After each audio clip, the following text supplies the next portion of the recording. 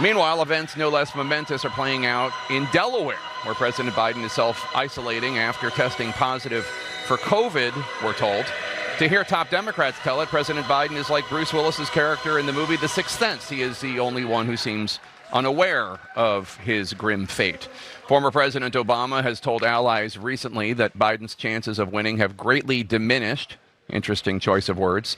And that Biden needs to seriously consider the path forward, according to the Washington Post. It follows CNN's reporting that President Obama and former House Speaker Nancy Pelosi spoke about the challenges of Biden staying in the race. We can report that key Democrats, Senate Majority Leader Chuck Schumer and House Minority Leader Hakeem Jeffries, have had blunt conversations with President Biden, relaying Democrats' concerns about his ability to win in November. Of course, moments such as this one, where the president seems to continue to struggle with cognition and basic communication. Look, I mean, for example, look at the heat I'm getting because I named the Secretary of Defense a black man. Chris, before we go, I have to ask you about what's happening on the Democratic side. Joe Biden sidelined from the campaign trail even after that disastrous debate and his campaign setting up extra campaign events to sort of put him out before the American people. He's unable to do that right now. There are these reports that Nancy Pelosi, that Democratic figures have directly spoken to him about the potential for him getting out of the race. How do you see this playing out? Well, you know, I have felt ever since the debate, it was not a bad night as the Biden campaign talked about. It was a disaster and seemed to raise real questions about his fitness for another 6 months, let alone another 4 years in office. I sense would have said it, and frankly, if you'd asked me 3 weeks ago, I'd have said that Biden won't be able to stay in and will end up dropping out. And I would have thought it would have happened a lot quicker than it has. And you know, if you asked me today, I guess I'd say I think he'll still drop out. But you know, in the end, it's down to one tough 81-year-old guy who's in Delaware with the closest members of his family and his political family. And if he decides he's not going to drop out, I don't think the Democratic Party either can or will force him. If I had to bet your house on it, I'd bet that he's going to drop out. Now, it's interesting. It kind of after the shooting and the early parts of the convention, it seemed to die down. But now, as the convention's about to end, we're getting in a political vacuum again. It feels like it's building up, and it may reach a point of no return. I think we'll know by Monday at the latest. So look, this is my interpretation. Let's go back maybe 4 or 5 weeks ago. All right? Were you rushing on your phone to see what CNN had to say? The minute you turned on the TV, you're thinking, no Netflix, no Apple, let me see what CNN had to say. CNN was having an absolute disaster. Literally in the land of irrelevance. Not mentioned on social media, nothing. Then, they got access to this debate. Now, they realize anything to do with Trump is going to be click, click, click. People are going to get clicks. Not necessarily pushing the audience up, but they were going to get clicks. Bearing in mind they were once a conservative news network, they were now thinking, we need to spin this. But they didn't just spin it to, get a little bit of attention. They totally stacked it, all right? They made sure that the former president had the best lighting, the best positioning, the best sound. They also never fact-checked him, let him say lies. In fact, they grilled Biden twice as hard because all they were looking for was ratings, ratings, ratings. If you are a Democrat supporter, unfortunately, CNN saw you as collateral damage. They'd already chosen from time that their guy, the former president, was going to be the one that took the debate.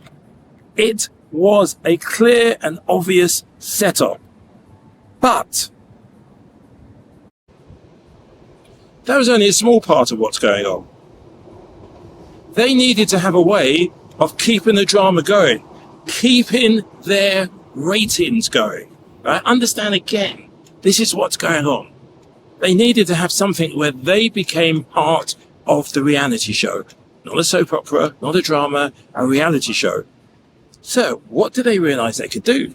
They pitched the former president against the current president, but made sure that they did everything possible to throw the mud, smear, and literally at every opportunity put drama around President Biden, ignoring everything and anything to do with former guy, his felonies, his unfaithfulness to his wife, all of the people around him who've been in prison. They just ignored that.